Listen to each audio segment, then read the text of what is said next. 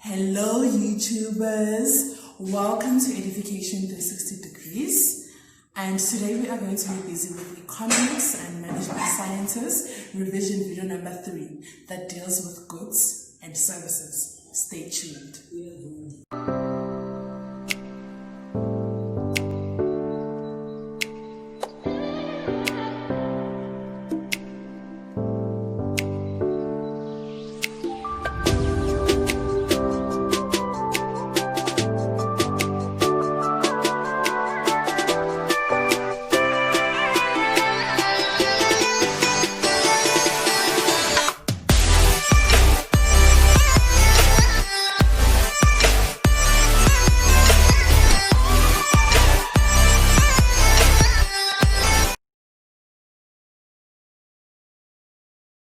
Economic and Management Sciences, Grade 7, revision video number 3.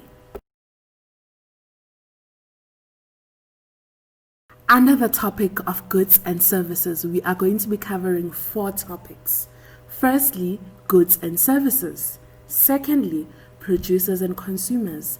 Thirdly, households as producers and consumers. Fourthly, efficient and effective use of goods and services. Goods and services. Goods are the things that we can see and touch, for example, bread or a pair of shoes. Goods are things that we can consume, and they are made by people or individuals, households, companies, factory workers, or government agents.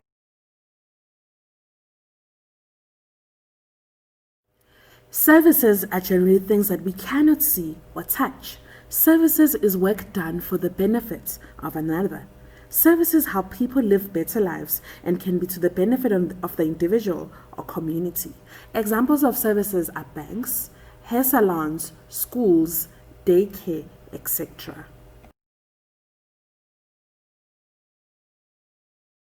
When you grow up, there are a lot of different jobs you can do. People can pay you to fly planes, build buildings, bake cakes, or be a doctor. You can also sell things to people, such as cars, clothes, books, or even pets. The first group of things are services. The second group of things are goods. So, what is the difference between goods and services? Goods are things that you can touch, feel, and take home with you. If you buy a good, you then own it. Services are things other people do for you, which you pay them for. If you get a haircut, that is a service because you are paying the hairdresser to cut your hair. If you pay a bus driver to take you somewhere, that's also a service. You can't touch a bus ride or take it home with you. A bus ride is a service, not a good. Let's look at some more examples. Every day in Shopville, people are buying goods and services. Let's look at some of the things they buy. Your teacher will pause the video and you can guess which ones are goods and which ones are services. Remember, goods are the things that you can touch, feel, and take home with you. Services are things that you pay people to do for you. Okay, here we go. This is Jenkins. Today, he went to the shops and bought some clothes, some books, and got his bike fixed. Which of these are goods and which of these are services? Why don't you pause now and figure out which one is which? Great job! Clothes and books are goods because they are things that you can take home with you. Getting your bike fixed is a service because Jenkins paid the repairman to do something for him. Now let's see what Sally is doing in Shopville today. Today, Sally went to the post office and paid for a letter to be delivered. She also had lunch at a restaurant and bought a new TV. Which of these things are goods and which are services? Why don't you see if you can work out which of those things are goods and services? Well done! Sally paid for 2 services today. Mailing the letter was one service, and the other service was lunch. She paid the people at the post office to mail her letter, and she paid the people at the restaurant to cook her lunch. She also bought a TV, and this is a good, because she could take it home with her. So remember, goods are things that you can touch, feel, and take home with you at the end of the day. Services are things you pay other people to do for you.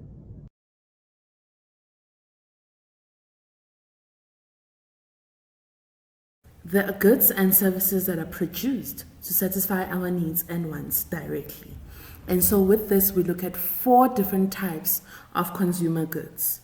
We look at non-durable, semi-durable, durable, and capital goods. Non-durable consumer goods. These goods are no longer available once you have used them up. For example, food and water. Semi-durable consumer goods. These goods last for a while. For example, shoes or clothes. Durable consumer goods. These goods are used over and over.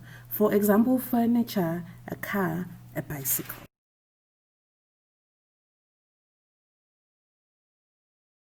Capital goods. These goods cannot satisfy our needs directly. These are goods that are used to produce consumer goods and services. For example, tools and machinery.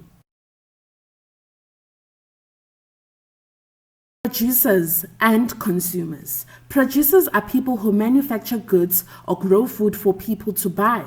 Consumers are people who use a product or service to satisfy a need or want. Households as producers and consumers. Households are people who live together in a house. Like any business or government agency, the household can be both a producer of goods and services as well as a consumer. To save money, members of a household will make things that will help satisfy their needs and wants. There are some things that households cannot make for themselves, and these things need to be bought when resources allow. For example, a motor car. Efficient and effective use of goods and services. Efficiently choosing the best option to get what you need at the best price at the right time. Efficiently getting the best results from what is available with the least possible waste in time and material. To keep the business profitable, producers must be effective when they buy the goods and services that they need or want. As a customer, the business must compare prices to make sure that they get most of their money. 3 R's of recycling. Reuse, reduce, recycle. This simply means that we are trying to be efficient and effective with the things that we use. Reuse. Efficient use of our good means that we can often reuse a product many times if we use it carefully. Reduce. People can reduce how much of something that they use. Recycle. Throwing garbage into the bin is just one way of keeping our environment clean.